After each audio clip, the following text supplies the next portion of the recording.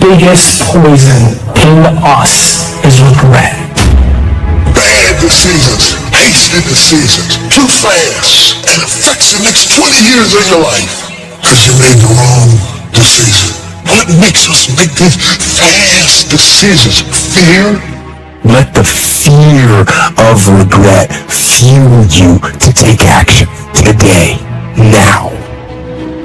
Be the best. Lifelong personal development requires tremendous dedication, discipline, and willpower. It is often the case that we know what we need to do, but we lack the courage to take the risks. Instead, we make excuses for inaction. When people can walk away from you, let them walk. When people can walk away from you, let them walk. The great thing about excuses is that no matter what happens, excuses are always there waiting to be used. But the downside of excuses is that nobody really believes them. If you make excuses, they're going to know it and they're going to think less of you. But if you refuse to rely on excuses, people are going to know that too, and they'll admire you for it. You need large amounts of self-discipline to deal courageously with all the fear-inducing events in your life. Courage is rightly considered the foremost of the virtues, for upon it all others depend. Often, fear is necessary to preserve life, prevent injury, and guard against financial mistakes. I don't want you to try to talk another person into staying with you, loving you, calling you, caring about you, coming to see you, staying attached to you. I mean, hang up the phone. When people can walk away from you, let them walk. If you ask people what they regret, especially as they get older, what they generally report is things not done. So they don't regret so much mistakes they've made, although of course people obviously regret mistakes they've made as well. So they don't exactly regret sins of commission, right, errors that they've actively made. They torment themselves for opportunities that have presented themselves that they did not, let's say, exploit or engage in. The regret we feel for things that we've done, though intent, only lasts a short period of time. But the regret that we feel for things that we missed out on, that can extend throughout a lifetime. Because most of us are scared, and we choose to lead an easy life. And by doing so, we start to rack up those regrets. But there is a solution. You have to be willing to be bold. You have a great life in front of you, but your great life is in front of you. It's not behind you. What you did back there ain't got nothing to do with what God got for you. What you did back there was learn the lessons to get you to where you are at this particular moment right here.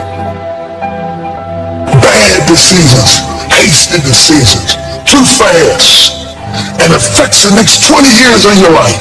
Because you made the wrong decision. If you'd have just waited, got all your information together, settled yourself, you'd have been better. What makes us make these fast decisions? Fear?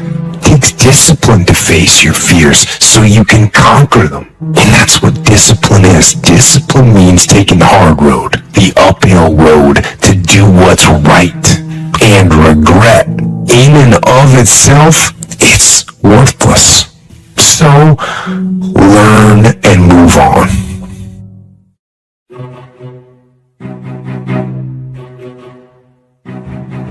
There are moments that try the human soul so violently and so perplexing that if the truth were told, all of us have had moments that we wanted to throw up our hands and walk away. Particularly painful is discouragement in the life of the believer, because as we travel from season to season, it is not just the perils that we face, but it is seeing the wicked go forward while the righteous are held back. Discouragement can creep in secretly, hide behind clothes, makeup,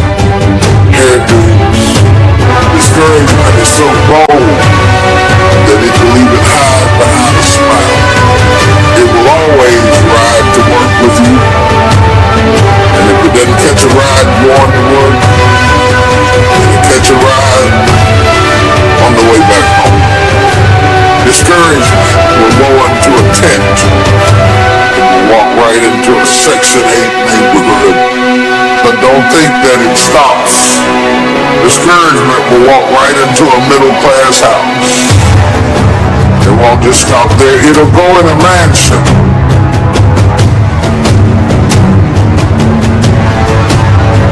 I tell you, life is not worth living. If you listen to that discouragement, it will cause you to make bad decisions.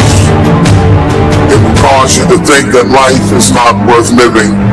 And secretly, behind the facade of a smile and a good morning and a praise the Lord and a how are you, you will wonder if you're ever going to get out of what you're into. One of the things that we know about life is that it is always changing. Sometimes you're up, sometimes you're down. Sometimes you're happy, and sometimes you're sad. Now that's that thing called life.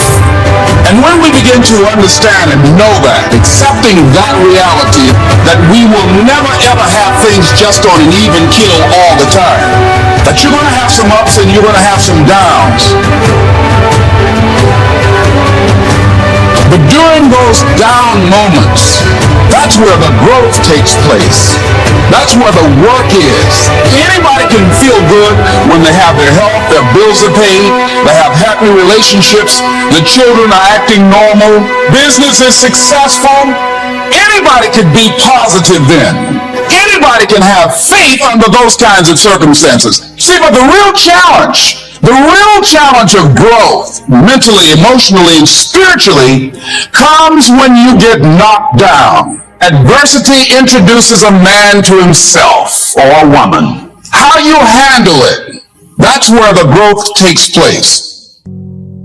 The ability to learn to say no and not to feel guilty about it, to me, is about the greatest success I have achieved. It's all a part of a process for growing for me. To me, to have the kind of internal strength and internal courage it takes to say, no, I will not let you treat me this way, is what success is all about. I will not be treated this way. I demand only the best for myself.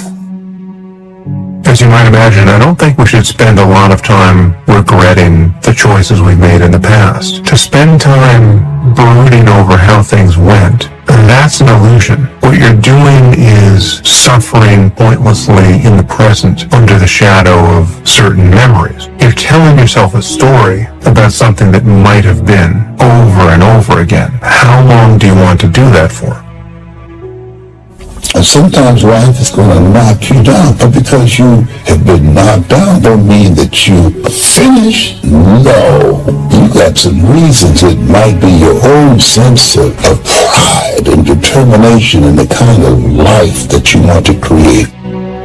There are people in their 30s and 40s who are still acting like adolescents. And there are even people in their 40s and 50s who are still acting like babies, as far as their attitude toward responsibility is concerned. But the large number of people who shirk responsibility can also provide opportunities for you if you are determined to be different. If you decide to be one of the few who embraces responsibility, you can lead, and you will deserve to lead.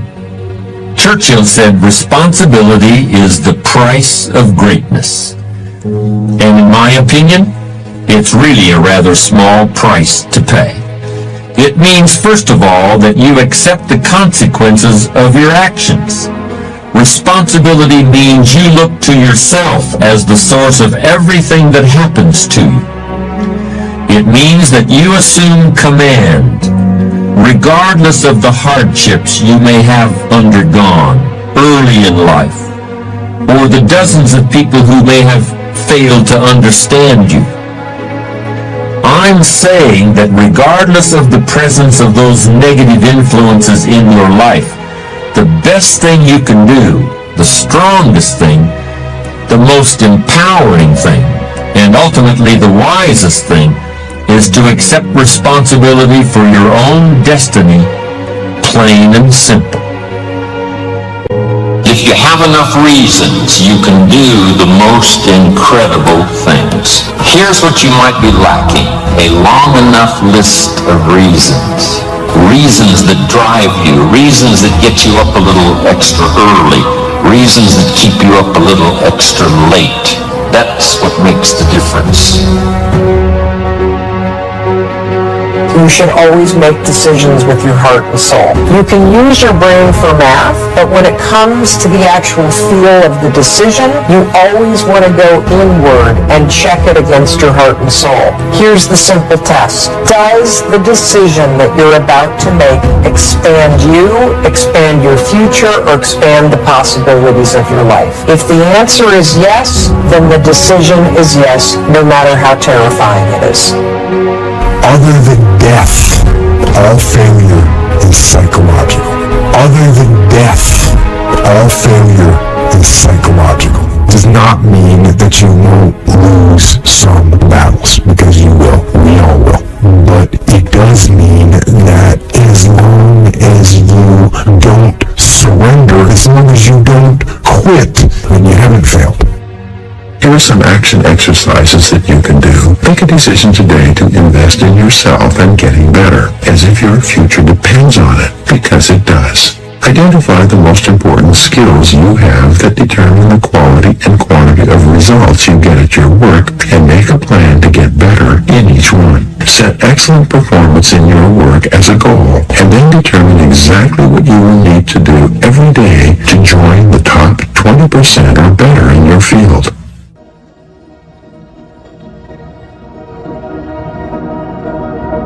Sometimes I see people succeeding who didn't pray nearly as hard, work nearly as long, and it seems like they seemingly have moments of victory in close proximity, so I could see, not while I am having a similar experience, but while all hell has broken loose in my life, and I am going through agony and tragedy, seemingly they are having victory and triumph.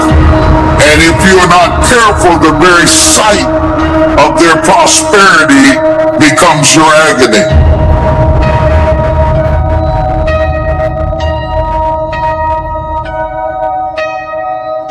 And seeing them go forward will be a source of such continued frustration that it is not your test that baffles you, but their success agonizingly displayed before you makes you despair of life, until David says in 37:1, fret not thyself over evildoers, how they prosper in their own way, they shall soon be cut off. He says, in other words, don't make a permanent decision over a temporary circumstance. He says, don't allow a moment of agony to make you draw a conclusion about life prematurely.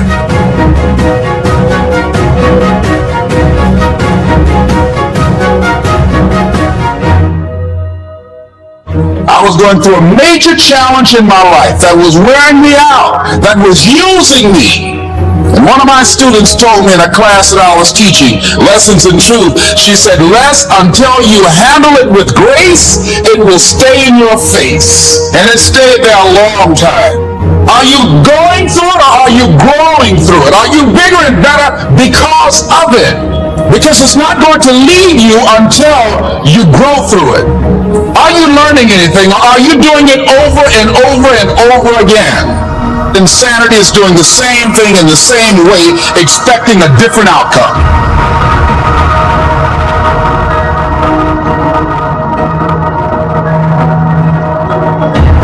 The biggest challenge is to know what's happening. This is a part of this thing we call life. This too shall pass. And maintaining perspective, putting it in perspective. How do we get stuck?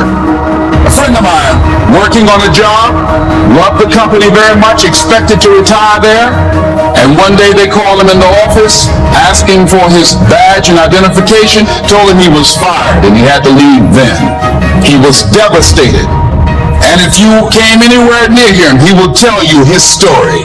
As we all have stories. Even when he got a job, he went on the job telling anybody who would listen how they fired him unjustly. And he always ended with, "It wasn't fair." Life isn't fair. It's not fair that birds eat worms, and they do. Don't deviate. Don't procrastinate. Don't become frustrated. All you have to do to win this battle is stay on track. Where there's a will, there's a way.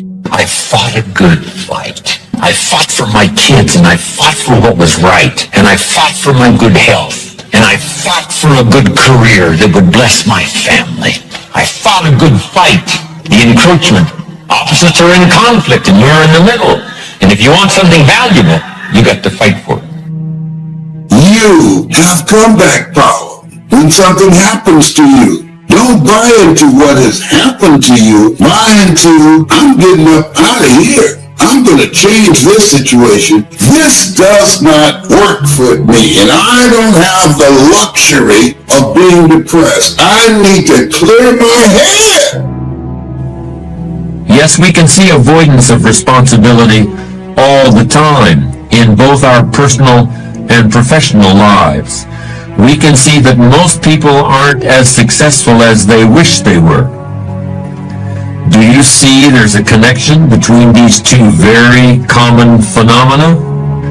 I hope you'll understand that it's in your best interests to take responsibility for everything you do.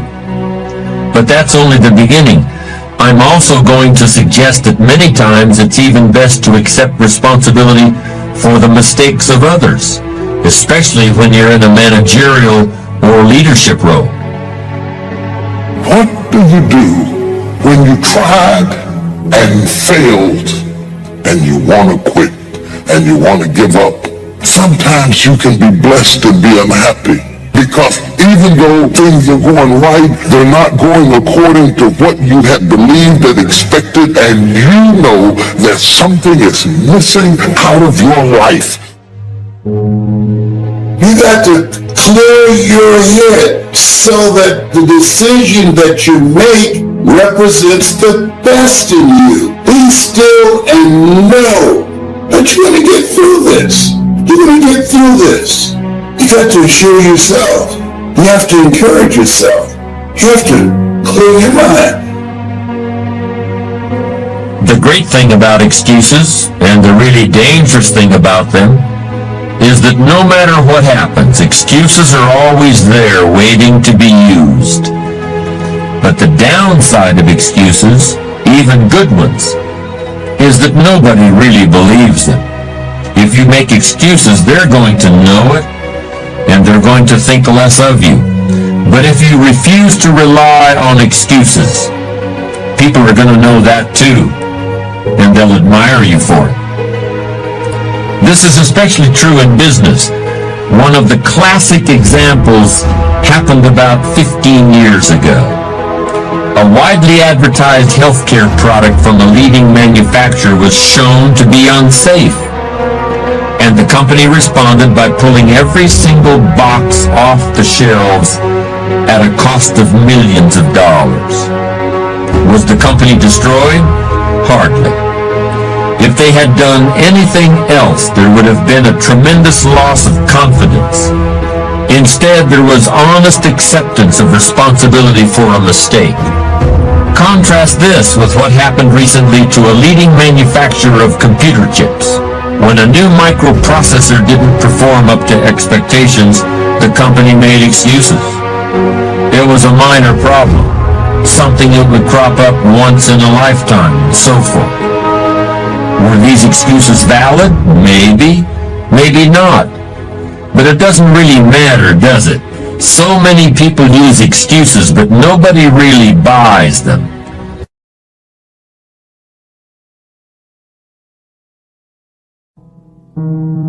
That accepting responsibility is one of the highest forms of human maturity. To put yourself on the line, a willingness to be accountable, is really the defining characteristic of adulthood. Anyone who has raised children knows how true this is. Just look at a baby during the first few years of life. Every facial expression, every tentative word has one message for the baby's parents. I am totally dependent on you. I can't be held responsible for the consequences. I can't do anything for myself even if I try. After all, I'm just a baby. 10 or 12 years later, of course, as the boy or girl enters adolescence, this message to the parents will be very different. It will sound something like this: I want to be totally independent. Why don't you just leave me alone? I don't want to do anything but think about myself. I certainly don't want to accept any responsibility. It's only when we're at last grown up that the first two messages, I'm totally independent of you and I'm totally dependent on you, finally turn into you can depend on me, which is the truly adult outlook. The night seasons are not the end. The bad breaks, the disappointments, that's simply another step on the way to your destiny. But let me tell you what ought to cause great joy to come to your life is if you'd stop comparing yourself to other people and you would just remember where you came from and remember where you started. You're doing more. You're seeing more. You're achieving more. But if you start comparing yourself with someone else, you can get discouraged because they're doing more maybe than you're doing. Sooner or later, all of us face situations in which we must decide whether to accept responsibility for a problem or look for ways to avoid responsibility. Let's look at the various options and decisions that are now open to you. First, there's the role played by intention. In other words, was the outcome of your action what you intended it to be? And if it was not, should you still accept responsibility for that outcome? This is a very serious issue in the way we think about responsibility. In many areas of criminal law, for instance, the intention to commit a crime must be present in order for the accused to be held criminally responsible. This intention is something quite different from mere negligence. But we don't have to enter a courtroom to see the important role intention plays in accepting responsibility ourselves or assigning it to others. Don't you remember when you were a kid and you left the screen door open so that the cat ran outside and was lost all afternoon? What did you say to avoid responsibility? You said, it was an accident. You said, I didn't mean to do that. As I pointed out earlier, there are lots of people who still use these childlike rationalizations well into their middle age. But if and when you decide you want to be an adult, you begin to see the whole question of intention as nothing more than another opportunity for excuse making, and you should refuse to participate in it.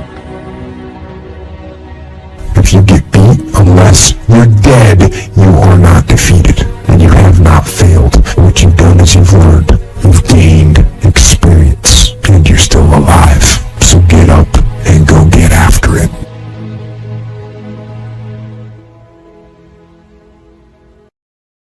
Hey there, welcome back to Sunny. Today we are going to talk about something that affects all of us at some point in our lives: negative self-talk. We have all been there, those moments when we doubt ourselves, when we criticize our every move, and when we let them little voice in our head bring us down. But here's the thing, it doesn't have to be that way. You have the power to change the way you speak your life yourself, and it all starts with becoming aware of your inner dialogue. Start by replacing those negative thoughts with positive affirmation. Remind yourself of your strength, your accomplishments, and the things that make you unique. Take care of yourself physically, mentally, and emotionally. When you prioritize self-care, you are sending a message you are sending a message to yourself that you are worth of your love and respect. Reach out for support. Something we need a little help from others, or shift our perspective and break free from negative patterns. Remember, you are capable, you are worthy, and you are enough. Also, let's make a commitment today to stop the negative self-talk and start embracing a more positive and empowering inner dialogue. Thank you for watching, and remember, you have got this. See you in the next video.